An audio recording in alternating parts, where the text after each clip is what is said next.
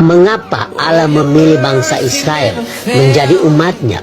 Jawaban saya dimulai dari Abraham. Begini ceritanya. Abraham punya anak namanya Ishak, dan Ishak punya dua orang anak kembar, yaitu Esau dan Yakub. Nah, fakta menariknya begini. Sejak dalam kandungan, Esau dan Yakub sudah bertolak-tolakan di dalam kandungan ibunya, membuat Ribka ibu mereka kesakitan. Kita dapat melihat fakta itu di dalam Kejadian 25 ayat yang ke-22, sangat jelas di sana. Nah, pada saat itu datanglah firman Tuhan kepada Ribka ibu Esau dan Yakub. Nah, bunyinya seperti ini.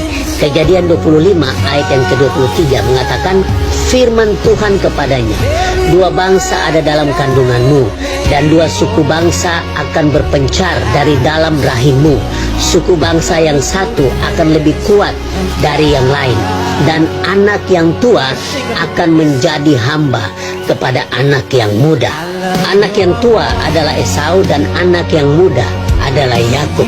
Nah, Esau adalah nenek moyang bangsa Edom, dan Yakub adalah nenek moyang bangsa Israel. Satu kebenaran yang perlu kita ingat, bahwa nama Yakub diganti oleh Allah sendiri menjadi Israel. Dalam kitab Kejadian 32 ayat yang ke-27 dan 28 mengatakan, bertanyalah orang itu kepadanya, siapakah namamu?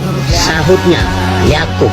Lalu kata orang itu, namamu tidak akan disebutkan lagi Yakub, tetapi Israel, sebab engkau telah bergumul melawan Allah dan manusia, dan engkau menang.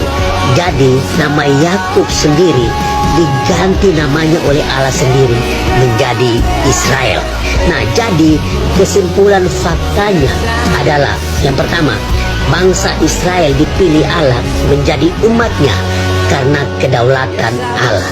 Yang namanya kedaulatan Allah, tidak ada campur tangan manusia di sana. Allah yang memilih dan Allah yang menetapkan bangsa Israel menjadi umat pilihannya. Itu yang pertama. Fakta yang kedua, satu-satunya bangsa di dunia ini yang dikasih nama oleh Tuhan adalah Israel. Ketika Yakub digantikan namanya oleh Allah sendiri menjadi Israel. Di situ asal mulanya bangsa Israel. Dan fakta yang ketiga, sebelum wujud Israel sebagai bangsa itu ada seperti sekarang ini, Allah sudah memilih Israel sejak dalam kandungan. Esau dan Yakub di dalam kandungan, tetapi Allah memilih Yakub.